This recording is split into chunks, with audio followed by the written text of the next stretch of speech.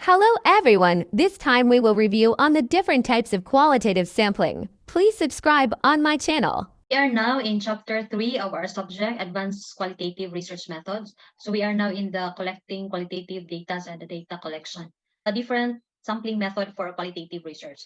So as we all know, sampling is the process of selecting a few or a sample from a bigger group, that is the population, that is to become the basis for estimating or predicting the prevalence of a known piece of information, situation, or outcome regarding the bigger group. So why you're going to get only sample? Of course, to save time, to save money, to save your human resources and of course, to finish your research on time or on the target date.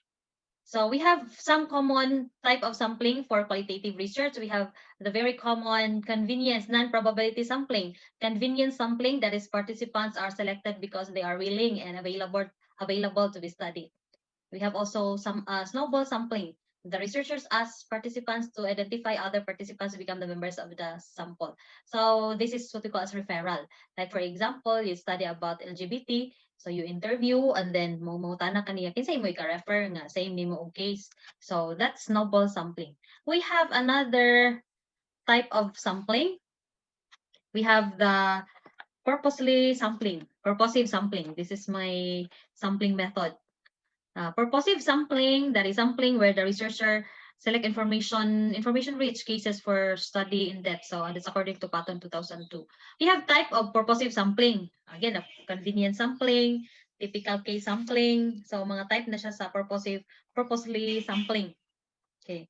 So in the purposive sampling, as we all know, selecting by random means participants who were purposely selected and who are too numerous to include in the study. So you can select only 10, or it depends upon your study. If you're going to interview a senior high students or a teacher, you can have 10.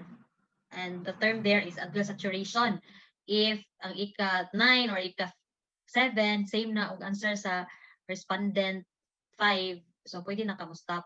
So adult saturation.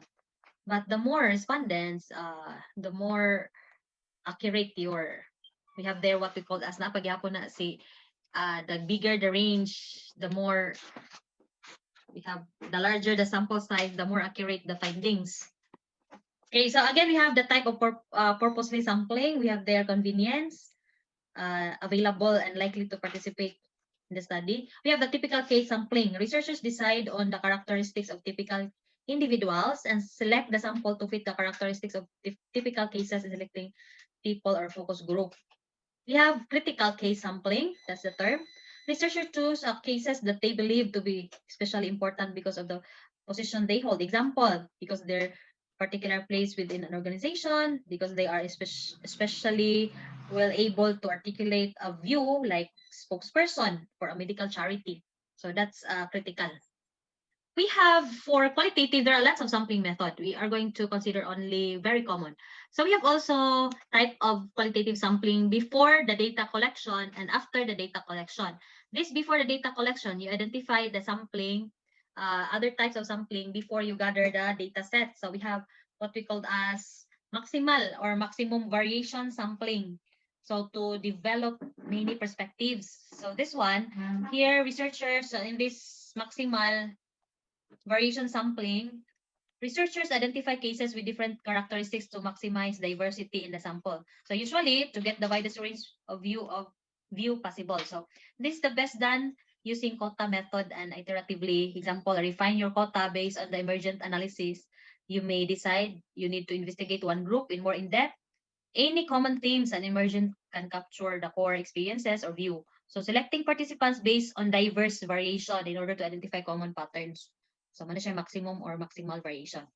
We have another type of sampling. We have the typical, naman typical no, but we can review. Typical sampling, part siya sa purposive sampling, kani si typical sampling, to describe what is typical to those unfamiliar with the case. Okay, part na siya sa purposive sampling. We have theoretical sampling.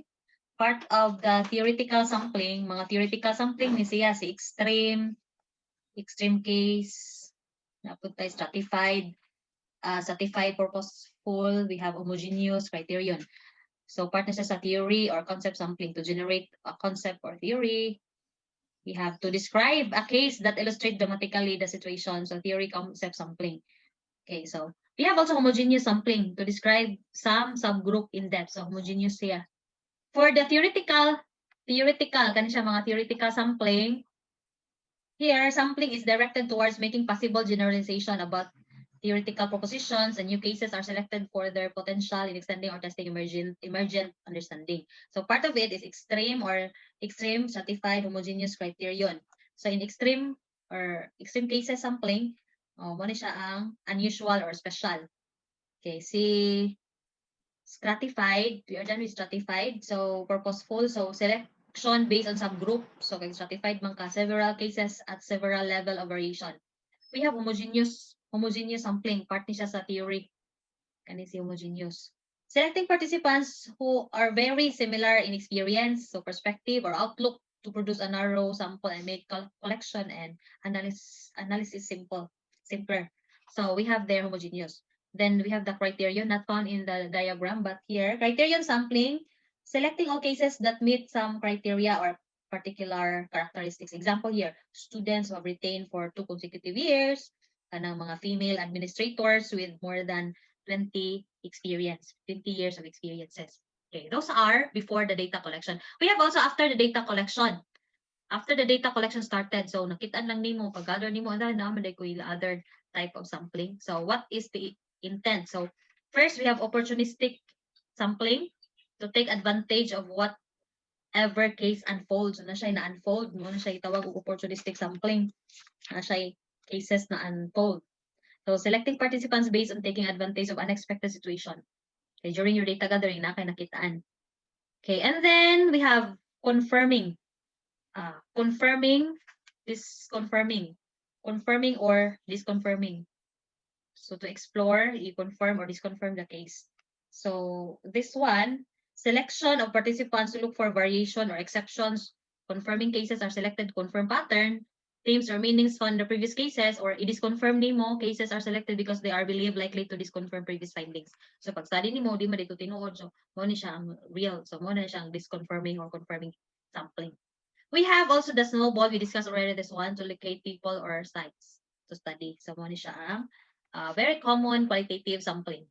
For the mixed method, which is applicable this time, applicable lagi hapon ni siya for data mining. We have a lot of data you can study qualitatively, like there in data mining in the Human Development Index. We have mixed method sampling, that very common telephone-based sampling procedure that utilizes telephone number as sampling units. So next, we have web-based sampling. In this procedure, sampling procedure, email addresses, websites, website visits, so you can identify there sa mga trending posts sa FB. We have recruited users of the internet are utilized as a sampling unit. We have the very standard common there is the ABS, address-based sampling. In this kind of sampling procedure, postal procedure utilized as sampling unit. So usually ni siya for the national survey, kani mo gamiton. Standard ni siya for national survey. We have time-based sampling units of time are used as sampling units in this type of sampling. This is used in studying repeated outcome that vary a great deal over time.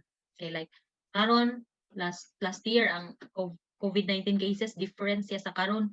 So mo na time-based, mag-change siya the following month, lahi na po siya result. So you have to consider the time. We have space-based sampling. This refers to a set of sampling procedure that utilize space as sampling unit, like special sampling, location, matter ang location-based sampling, matter po ang venue, mga facilities. So pwede ka mag-study about kanang facilities sa agriculture. This time, nanatay gitawag o planting machine, nanatay harvester, tractor. So na-advance na po ang ato ang agriculture or other topics. Okay, so Thank you for listening. I hope this may help in your research. God bless everyone.